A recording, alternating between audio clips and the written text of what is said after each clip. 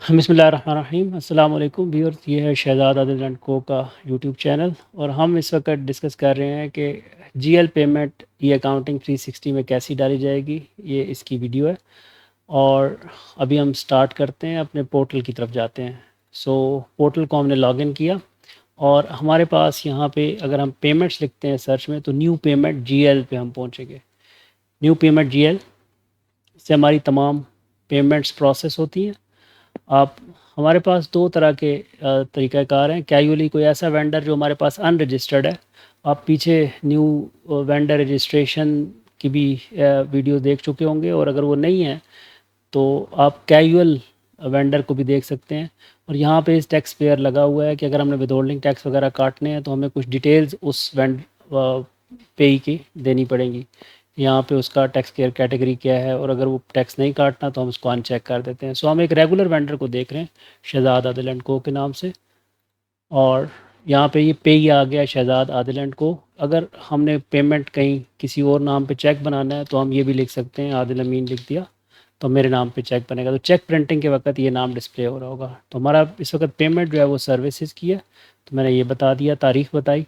अब हमारा सिस्टम क्योंकि अब सेल्स टैक्स की रिस्पॉन्सिबिलिटी पेई पे आ चुकी है, तो वो रजिस्टर्ड हो या ना रजिस्टर्ड हो तो सेल्स टैक्स उसे काटने होते हैं। अगर नहीं काटने तो यहाँ पे हम सिलेक्ट प्रोविंस नहीं करते।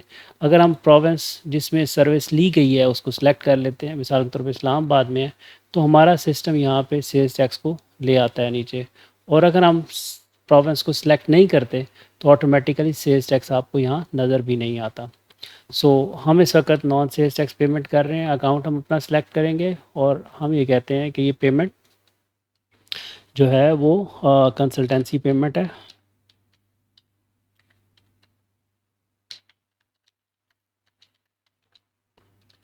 मंथ ऑफ जुलाई 23 है लेट्स सपोज। और इसमें इसी तरीके से हमारे पास अगर कोई स्पेलिंग मिस्टेक हमारी हो जाती है तो हमारे सिस्टम में यहाँ पे ऑटो करेक्ट भी लगा हुआ है, आप उसकी दुरुस्ती कर सकते हैं। सो यहाँ पे अब हम लीगल सर्विसेज पे करना चाह रहे हैं और उसकी अमाउंट है 2,50,000 रुपये। और यहाँ रिटेंशन का दिया हुआ है, अगर कॉन्ट्रैक्टर को पेमेंट कर रहे हैं, कोई रिटेंशन लिखनी है तो उसकी डिटेल्स भी हम डाल सकते हैं। रिटेंशन अमाउंट क्या है, रेट क्या है, इस व्हीकल के साथ लिंक एक्सपेंसेस हैं तो वो भी हम डाल सकते हैं। सो उसका रिकॉर्ड सेपरेटली मेंटेन हो रहा होता है। सो यही डिस्क्रिप्शन, यहाँ पे डिस्क्रिप्शन बैंक जीएल में जानी है, ये डिस्क्रिप्शन हमारे बाकी लेजर्स और वेंडर लेजर्स के अंदर जानी है। इसको हम सेव कर लेंगे। सो ये हमारे पास ये अमाउंट यहाँ पे आ गई। इसमें कोई गलती आपको नज़र आती है तो आप इसको यहाँ ये जो जगह है इस पर क्लिक करेंगे तो ये ऑटोमेटिकली पॉपुलेट होगा। इसकी करेक्शन कर सकते हैं, दोबारा प्लस करेंगे ये अपडेट हो जाएगा।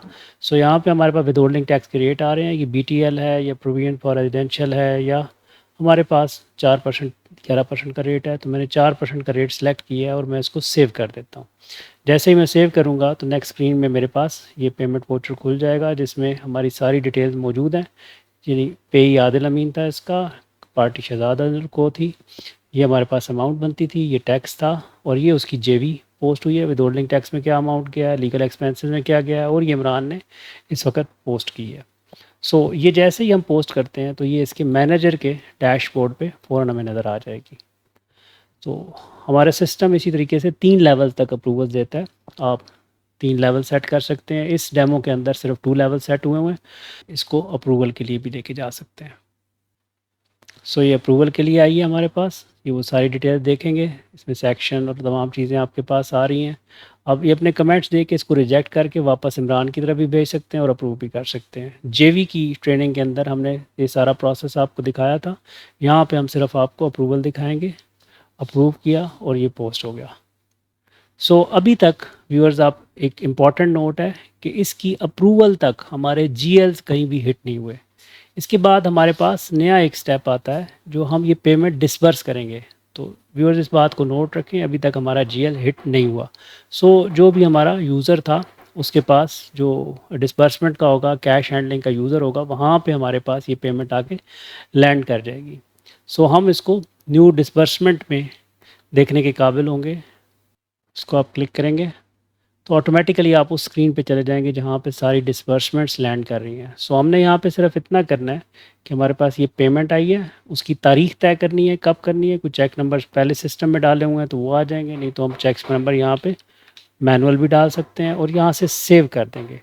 इसको सेव करते ही इमीडिएटली हमारे सिस्टम में ये चीज़ें पोस्ट हो जाएंगी। तमाम जीएल जो हमारे पास यहाँ पे एक्सपेंस में नज़र आ रहे हैं वहाँ पे ये पोस्ट हो जाएगी। सो यहाँ से भी इसमें से निकल गई। So thank you so much viewers. हम इसके अगले स्टेप में एक सेपरेट वीडियो बनाएंगे जो आपको टैक्सेस की पेमेंट्स के हवाले से बताएगी।